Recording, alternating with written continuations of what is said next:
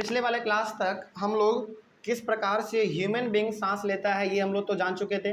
आज हम लोग पढ़ेंगे आपके एनसीईआरटी का ही एक बहुत ही मशहूर सा टॉपिक जिसका नाम है ब्रीदिंग इन अदर एनिमल्स। ठीक है, यानी कि हमारे जो और भी अलग अलग प्रकार के जानवर हैं वो किस प्रकार से सांस लेते हैं और किस प्रकार से सांस छोड़ते हैं, इसी के बारे में आज हम लोग पढ़ने जा रहे हैं। चलिए, क्या लिखा हुआ है सबसे पहला पॉइंट देखिए यहाँ पे, animals such as elephants, lions, cows, goats, frogs, lizard, snakes, birds have lungs in their chest cavities like the human beings. यहाँ पे जितने भी आपको यहाँ पे जानवर देखने को मिल गए, कुछ रेप्टाइल्स भी यहाँ पे हैं, कुछ बर्ड्स भी हैं, है ना। तो जो भी आपको यहाँ पे देखने को मिले एनिमल में, इन सभी में से हर किसी के पास लंग्स हैं। क्या है?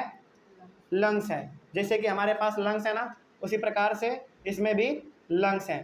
अब स्वाभाविक सी बात है कि इसके पास यदि लंग्स है तो ये लोग भी सांस उसी प्रकार से ले रहे होंगे, है ना, जिस प्रकार से हम लोग लेते हैं।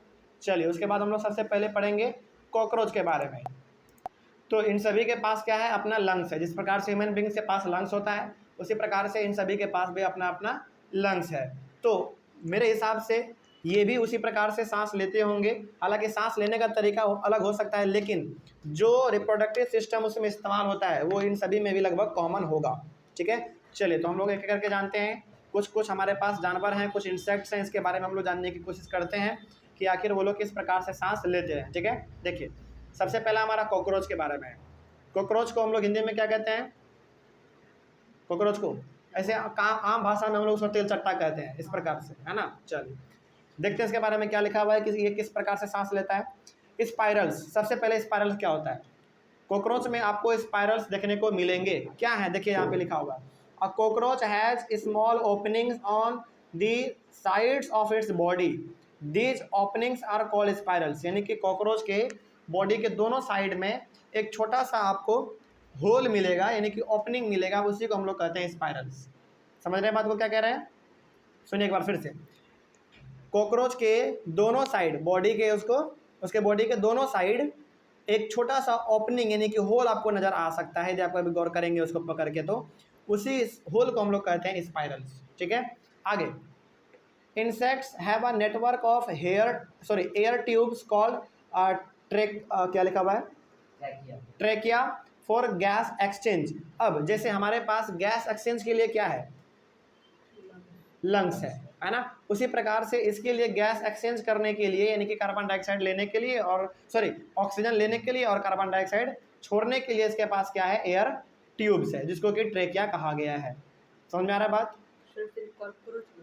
हाँ, कॉकरोच के बारे में हम लोग अभी पढ़ रहे हैं। ठीक ना, हर एक में अलग अलग होता है। ठीक ना, आगे बढ़ते हैं फिर। तो insects have a network of air tubes called trachea for gas exchange. तो इन कॉकरोच के पास, कॉकरोच के अलावा भी और भी अलग प्रकार के इंसेक्ट हमारे हो सकते हैं, जिनमें कि एयर का यानी कि गैस एक्सचेंज करने के लिए उसके पास एयर ट्यूब्स होता है, यानी कि जो पाइप होता है ना, उस प्रकार से जिसमें कि एयर का एक्सचेंज होता रहता है, उसको यहाँ पे ट्रेकिया कहा गया है। उसके बाद oxygen rich air रसेस through spirals into the tracheal tube, diffuses into the body tissue and reaches every cell of the body। अब यहाँ पे फंक्शन कैसे होता है इंसेक्ट में? इंसेक्ट के साथ ही साथ कॉकरोच में किस प्रकार से एयर हमारा पहुँचता है, देखिए यहाँ पे ध्यान से, साफ साफ लिखा हुआ है यहाँ पे, oxygen rich air रसेस through spirals into the tracheal tubes. मतलब कि सबसे पहले एयर कहाँ पे आएगा कॉकरोच में? नहीं, सबसे पहले स्पाइरल में, जो ओपनिंग है, जो छेद है, उसमें आएगा। उसके बाद फिर वो एयर कहाँ जाएगा? ट्रेकियल ट्यूब में, यानी कि वो जो पाइप बना हुआ है एयर का। जैसे हमारे बॉडी में सबसे पहले हवा कहाँ जाता है? नाक में। नाक के बाद कहाँ पे? नॉस्ट्रिल में, पैसेज में। और वो पैसेज क्या है? मतलब एक ट्यूब ही तो है, एक पाइप ही तो है। उसी प्रकार से सबसे पहले कॉकरोच में ऑक्सीजन कहाँ जाएगा? स्पाइरल में, यानी कि वो जो छेद था उसी के अंदर से हवा जाएगा ना अंदर, तो उसके पास चला गया पहले स्पाइरल के पास, और उस स्पाइरल के थ्रू होते हुए हवा कहाँ जाएगा? ट्रेकियल ट्यूब में जाएगा, यानी कि वो जो रास्ता बना हुआ होगा उसमें जाएगा। उसके बाद क्या होगा? Diffuses into the body tissue. उसके बाद वो हर एक टिश्यू तक जाएगा। अब ये टिश्यू क्या है? देखिए, जब बहुत सारे सेल हमारे आपस में मिलते हैं ना, तो क्या बनता है? टिश्यू बनता है। तो टिश्यू के पास जाएगा and reaches every cell of the body, और टिश्यू के बाद हर एक सेल तक वो अपना ऑक्सीजन पहुँच जाता है। तो किस प्रकार से कॉकरोच में काम चल रहा है मालूम चल रहा है? कोई डाउट इसमें? तो कोई पूछे तो आपको क्या बताना है इसमें? सबसे पहली बात तो आपका ये बताना है कि कॉकरोच के दोनों साइड हमारा छोटा छोटा छेद होता है जिसको हम लोग कहते हैं स्पाइरल, और उस स्पाइरल में सबसे पहले हमारा एयर जाता है। उस एयर स्पाइरल में एयर जाने के बाद कहाँ जाएगा? ट्रेकियल ट्यूब में जाएगा, है ना, यानी कि वो रास्ते में जाएगा। उस रास्ते से होते हुए हर एक सेल तक जाएगा, सॉरी पहले टिश्यू, हर एक टिश्यू तक, फिर टिश्यू से हर एक सेल तक, बस यही है। आगे उसके बाद क्या लिखा हुआ है? Similarly carbon dioxide from the cells goes into the tracheal tubes and moves out through spiracles. तो जिस रास्ते से हमारा ऑक्सीजन गया उसी रास्ते से कार्बन डाइऑक्साइड भी बाहर निकल जाता है, यानी कि जैसे ह्यूमन बींग में काम करता है ना, जिस रास्ते से ऑक्सीजन गया हर एक सेल तक ह्यूमन बींग्स में, उसी प्रकार से उसी रास्ते से हमारा कार्बन डाइऑक्साइड बाहर निकल जाता है। वो सेम चीज़ हमारा कॉकरोच में भी होता है। इसमें कोई डाउट समझ में आ गया? तो कॉकरोच के बारे में पूछे तो बता देंगे। चलिए आगे बढ़ते हैं फिर हम लोग। अगला है, अच्छा एक और चीज़ यहाँ पे लिखा हुआ है इसी के बारे में, दीज एयर ट्यूब्स और trachea are found only in insects and not in any other groups of animals. तो ट्रेकिया हो गया, और ट्रेकिया के साथ ही साथ और क्या इसमें था? एयर ट्यूब्स, यानी कि आपके लिए यहाँ पे ट्रेकियल ट्यूब है ना, जो कि हम लोगों ने पढ़ा, तो वही यहाँ पे लिखा हुआ है दिज एयर ट्यूब्स और ट्रेकिया, वही बात हो गया ना, एयर ट्यूब्स बोलिए या फिर ट्रेकिया बोलिए, बात सेम है।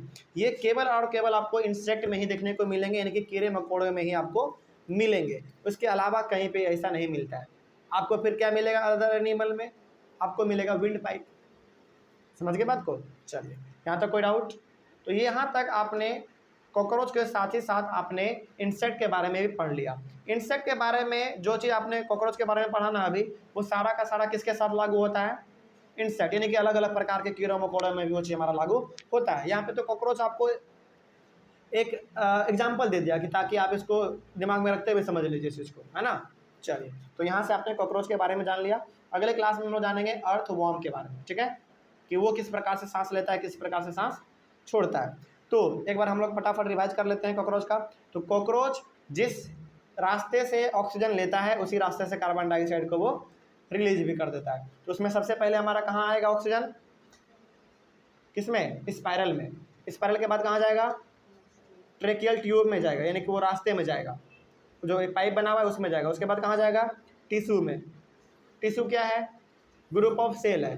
फिर टिश्यू से कहाँ जाएगा? हर एक सेल तक जाएगा। तो हर एक सेल तक जाके वो क्या कर देगा? ऑक्सीजन को पहुँचा देगा, और बदले में क्या ले लेगा? कार्बन डाइऑक्साइड लेके उसी रास्ते से आएगा जिस रास्ते से ऑक्सीजन गया था, ठीक है। और स्पाइरल से होते हुए दोबारा कार्बन डाइऑक्साइड बाहर निकल जाता है, ठीक है। तो ये पढ़ लिया आपने कॉकरोच के बारे में। अगले क्लास में हम लोग पढ़ लेते हैं तो अर्थवॉर्म के बारे में। चलिए थैंक यू वेरी मच।